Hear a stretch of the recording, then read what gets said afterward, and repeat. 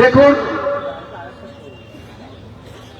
একে দেখুন, এই লোকটা 11 বছরের, খুঁজলে হয়তো দেখা যাবে এর সঙ্গে রোহিঙ্গা বা বাংলাদেশি মুসলমানদের যোগাযোগ রয়েছে এবং এরা পশ্চিমবঙ্গটাকে ধ্বংস করার জন্য যা যা করার সব করছে।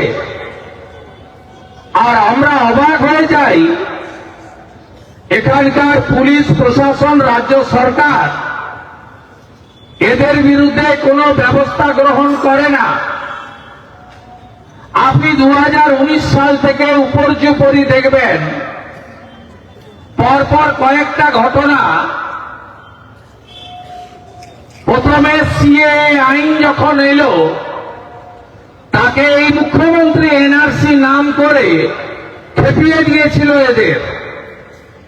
সেদিন মালদার শামসি থেকে একেবারে সাঁতরাগাছি উলবেড়িয়া পর্যন্ত গোটা রাজ্যে আগুন জ্বালানো হয়েছে।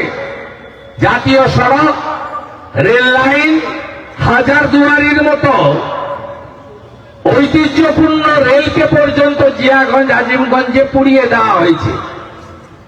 শুধু 19 থেকে নয়, গত সপ্তাহে যেদিন মাননীয় প্রধানমন্ত্রী মালদা সফরে এসেছিলেন, তার আগের দিন 16 এবং 17 পরপর দুদিন বেলডাঙ্গাতে একই দৃশ্য জাতীয় সড়ক এবং ট্রেন লাইনে আপনারা দেখেছেন।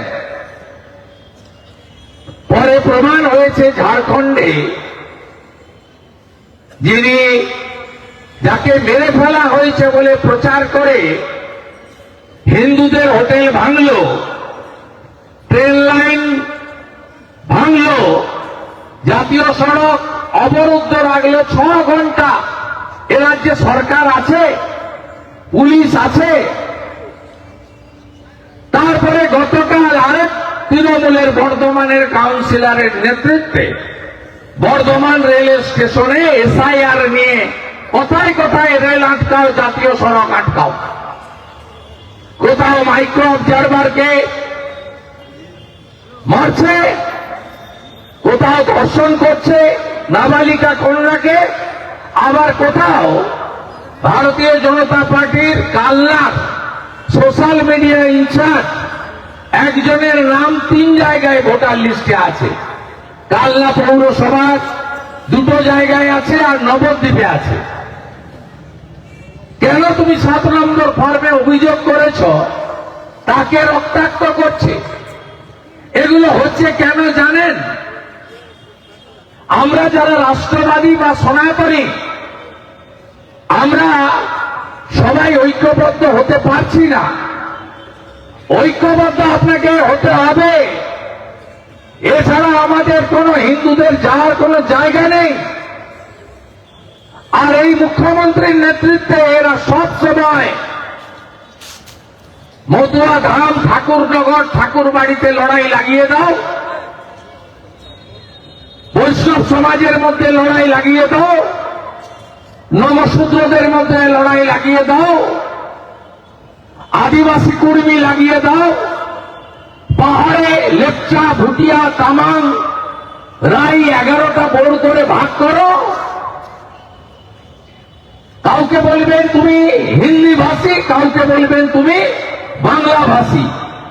এই মুখ্যমন্ত্রীর মুখ থেকে কখনো শুনেছেন যে মেটিয়া বুরুজের মুসলমানরা উর্দুতে কথা বলে আর নদিয়ার চাপড়া করমপুরের মুসলমানরা বাংলায় কথা বলে? শুনতে পাবেন না। বলবেন ও তো গুজরাটি, ও তো উড়িয়া, ও তো অসমিয়া, ও তো বিহারি। এই করে আমাদের রাষ্ট্রবাদী এবং সনাতনীদেরকে বিভক্ত করতে চায়। বন্ধু, আপনি বলুন তো, কালীগঞ্জের বুথগুলো দেখুন, একসঙ্গে যদি 100-র মধ্যে 90টা ভোট ওদের দেয়, আমরা কেন পশ্চিমবাংলার হিন্দুরা 100-র মধ্যে 90টা ভোট